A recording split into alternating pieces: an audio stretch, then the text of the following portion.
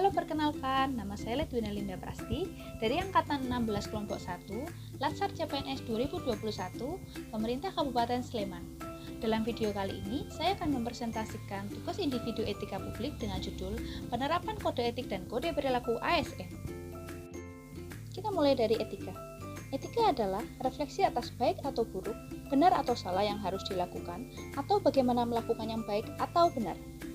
Sedangkan etika profesi adalah refleksi tentang standar atau norma yang menentukan baik atau buruk, benar atau salah perilaku, tindakan, dan keputusan untuk mengarahkan kebijakan publik dalam rangka menjalankan tanggung jawab pelayanan publik. Rangkaian yang dimaksud dengan kode etik ialah aturan-aturan yang mengatur tingkah laku dalam suatu kelompok khusus. Sudut pandangnya hanya ditujukan pada hal-hal prinsip dalam bentuk ketentuan tertulis. Kemudian, kode etik profesi adalah mengatur tingkah laku atau etika suatu kelompok khusus dalam masyarakat melalui ketentuan-ketentuan tertulis yang dapat dipegang teguh oleh sekelompok profesional tertentu. Pada prinsipnya, dalam etika publik, ada 3 dimensi etika publik, yaitu pertama, dimensi kualitas pelayanan publik, yaitu dengan memperhitungkan interaksi antara nilai-nilai masyarakat dan nilai-nilai yang dijunjung tinggi oleh lembaga-lembaga publik. Kedua, dimensi modalitas. Dimensi yang terkait dengan cara memperbaiki sistem dengan tujuan bisa bertindak baik dan berperilaku sesuai standar etika. Dan yang terakhir, dimensi tindakan integritas publik, yaitu pejabat publik yang sesuai dengan nilai, standar, aturan moral yang dapat diterima oleh masyarakat. Ada 12 kode etik dan kode perilaku ASN menurut UU ASN pasal 5. Pertama, melaksanakan tugasnya dengan jujur, bertanggung jawab, dan berintegritas tinggi. 2. Melaksanakan tugasnya dengan cermat dan disiplin. 3. Melayani dengan sikap hormat, sopan, dan tanpa tekanan. 4.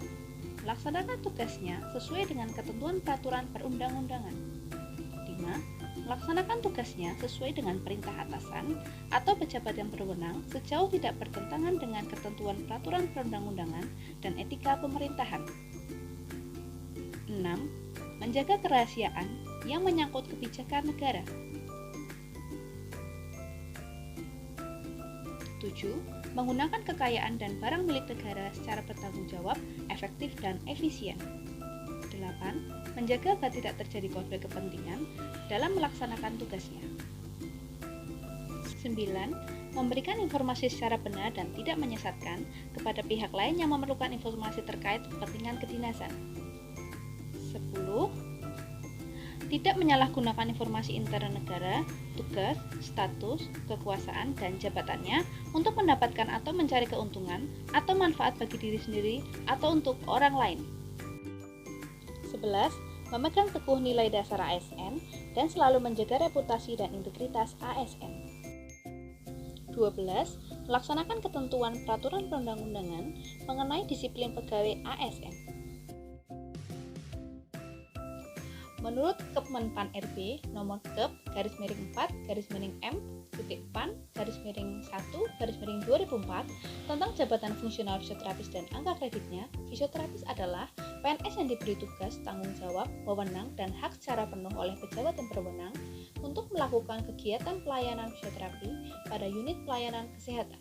Sedangkan tugas pokok dari fisioterapi adalah melaksanakan pelayanan fisioterapi, mengembangkan, memelihara, dan memulihkan gerak dan fungsi tubuh sepanjang rentang kehidupan dengan menggunakan penanganan secara manual, peningkatan gerak, peralatan, atau fisik, elektroterapeutis, dan mekanis, pelatihan fungsi dan komunikasi.